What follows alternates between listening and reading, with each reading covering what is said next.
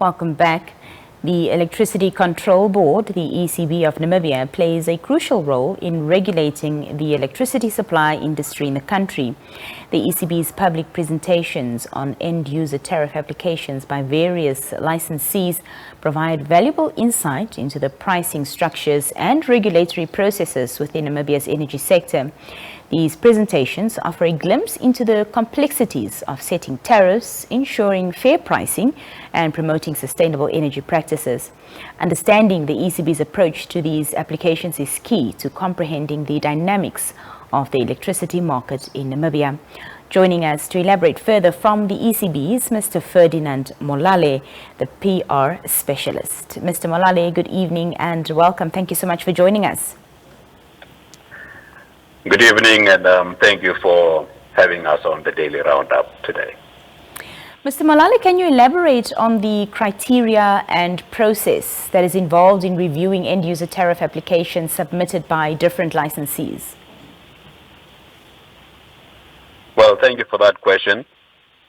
The criteria used is informed by the tariff methodology that the ECB applies in determining tariffs, and that is called the cost-plus tariff methodology.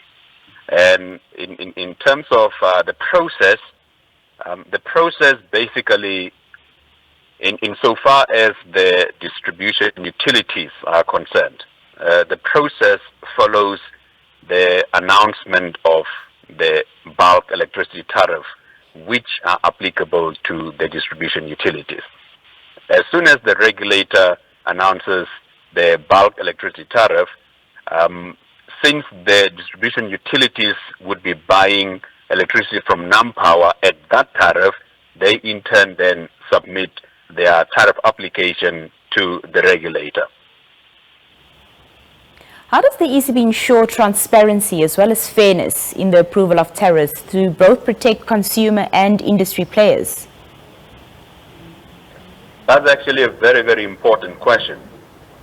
And what you shared with your viewers in your introduction partly speaks to that transparency and fairness.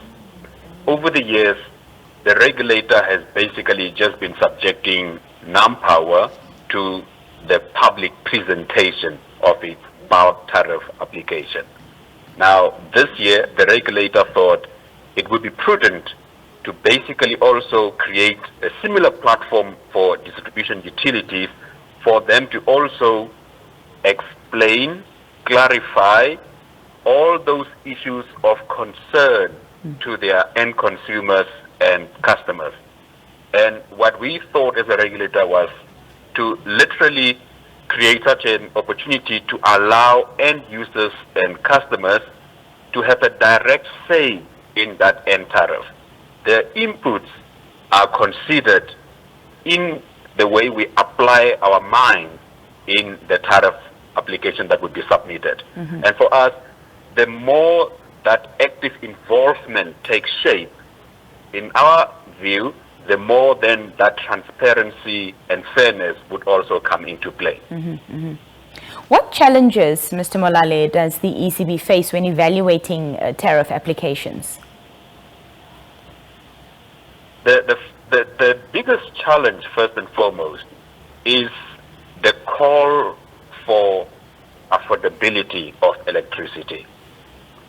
When ECB considers a tariff, whether it's the bulk electricity tariff, from the bulk electricity tariff all the way up to the end consumer tariff, there's always been the call for affordability, for ECB to look into making that tariff affordable.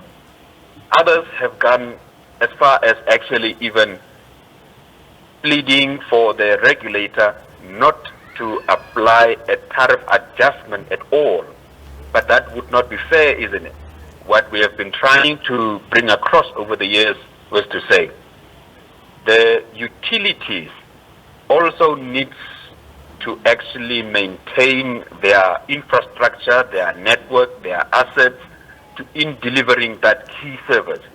Now, in trying to strike that balance, on the one hand, you've got consumers saying, please don't increase it's expensive.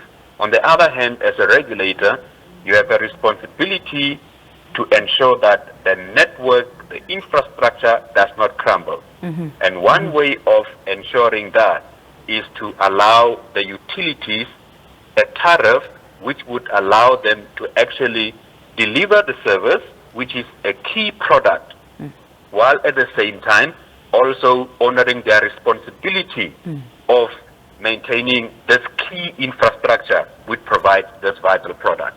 So it's a delicate balance for the regulator. But I should say we are there for the entire value chain.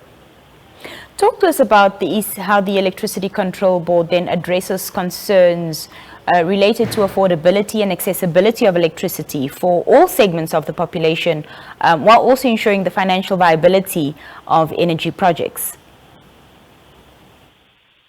That's actually also another key question that you raised there. On the aspect of affordability, it's answered partly by what you and I just discussed briefly before your question, to say how we apply ourselves in terms of tariff applications, utilizing the existing methodology and ensuring fair play that you spoke to earlier on, the fairness, that in itself tries to speak to affordability.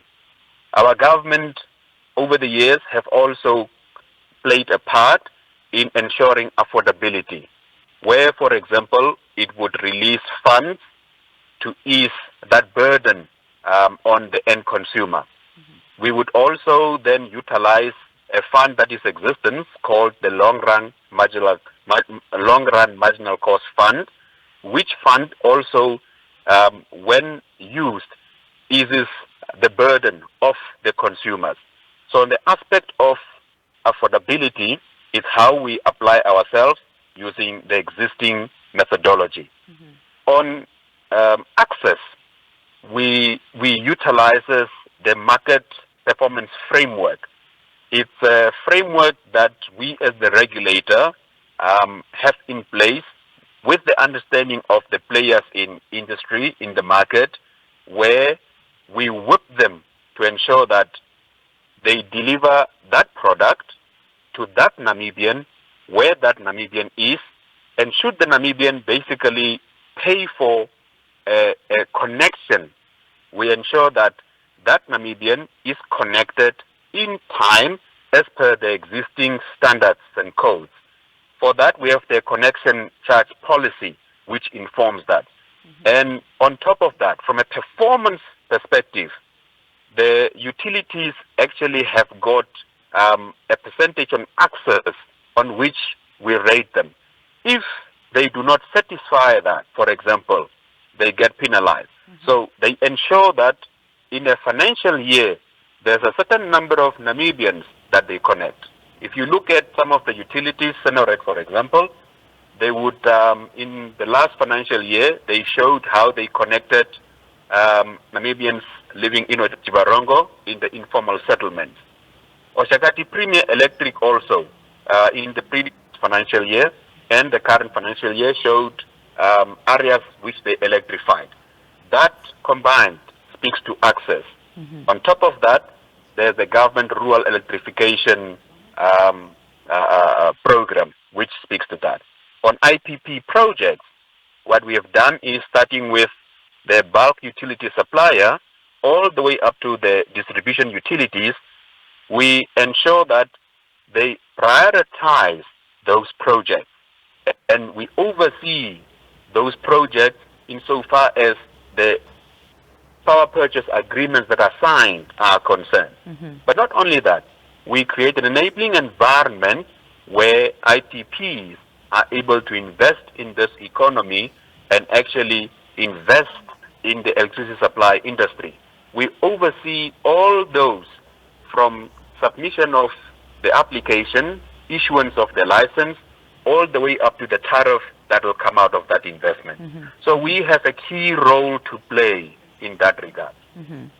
Thank you, Mr. Molale. As I mentioned right in the beginning, the Electricity Control Board is currently undertaking public presentations on end-user tariff applications. So can you outline your current initiative to enhance, the transparency and efficiency of tariff approval processes for the benefit of both consumers and industry stakeholders? Well, I like the fact that you reiterate transparency and fairness. And as a matter of fact, that's what we thought to bring to the table with this public presentations that we are undertaking.